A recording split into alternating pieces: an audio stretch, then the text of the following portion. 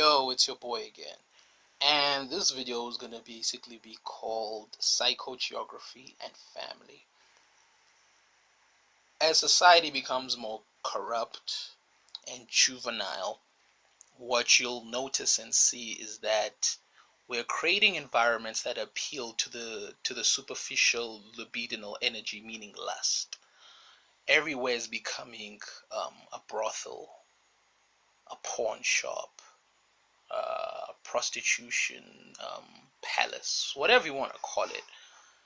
And this is not good because this is exposing something called attachment styles. And a lot of us, our parents didn't necessarily love us nor care to want to have us. And this is causing deep-seated problems in our society because now, if somebody cannot emotionally, mentally relate to you, they're gonna sink to pre-programmed primitive behaviors, which is just fucking being lustful. And I'm starting, this is, some would say what I'm saying is like a waste of time. It's a waste of time, but I feel future generations will need this more. The way we're engineering, and this is where the psychogeography is coming in. We're creating environments and cultures where there's no longer what's called proper childhood development, where children cannot properly and psychologically develop themselves, meaning they are being exposed to these things at not the appropriate ages. It's okay if a child gets exposed to these things at 13, 14, because that's when the body is becoming sexual, but that's still even debatable in the sense that should they even be exposed. But let's not really go deep into it. When we get to that stage, we'll talk about, sex and all of those things. But as society is becoming more debauched, one starts to think, is this a good environment to raise your kids? What are good environments to raise your kids? Because another thing is, as everybody starts to become very juvenile and childish, you'll start to see them becoming very sloppy, meaning they're going to start drinking and smoking in front of the children, doing all this stuff. Back in the day when adults used to drink and smoke, they never did that shit in front of the child because they understood that a child is like a sponge, monkey see, monkey do type of thing.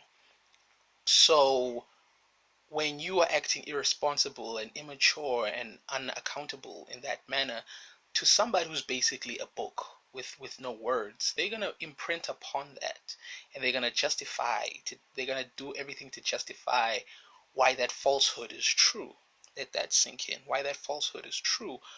So in future videos, I'm going to provide solutions to help people who want to heal the fact that they have mommy and daddy issues. Because as you look at how they're corrupting the cultures, whether the environments, they're corrupting the culture in such a way that things are starting to be built like a sandcastle. You know how children play with sandcastles, and you know how sandcastles don't last? That's what's gonna fucking happen. Things are not gonna fucking last. So this is why I feel like I gotta document this shit and post it online, because society is moving in the wrong direction, man. As a collective, we're moving in the wrong direction. I get it, we've been hurt, but it's not right to engineer environments where we sabotage children and we sabotage their growth and their maturity. It's different when they're self-aware and they know what they're getting themselves into. You know what I'm saying? That's different. But somebody innocent who don't know shit, that's not mature, that's not smart, that's not responsible, you know what I'm saying? That's not accountable. So just to wrap it up, the psychogeography basically just means like how your environment and the culture of that environment like psychologically conditions you and controls you. You know what I mean? And we're creating these environments. Now, if you want me to go deep into what's it called, psychogeography, I can. If you guys want me breaking it down, what it actually is, how it's specifically done, things of that nature, I can do that. But for all intents and purposes, I just want to outline the problem and also give us and say that if you guys want a solution, I do have solutions. I do have solutions. And yes, but basically, it's basically this corruption of the environment, because whether you believe this or not, nature is a mirror reflection of your subconscious. So when you're afraid of nature, that means there's a lot of baggage in your subconscious that you burying deep inside that you don't want to address. This is why people don't like nature. They destroy. So we need to heal. And I have the solutions and stuff if you guys want me to share.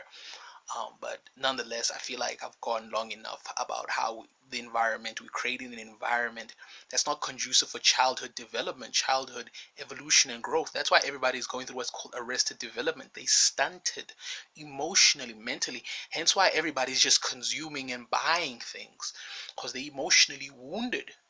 All right, emotionally wounded. They'll never be happy.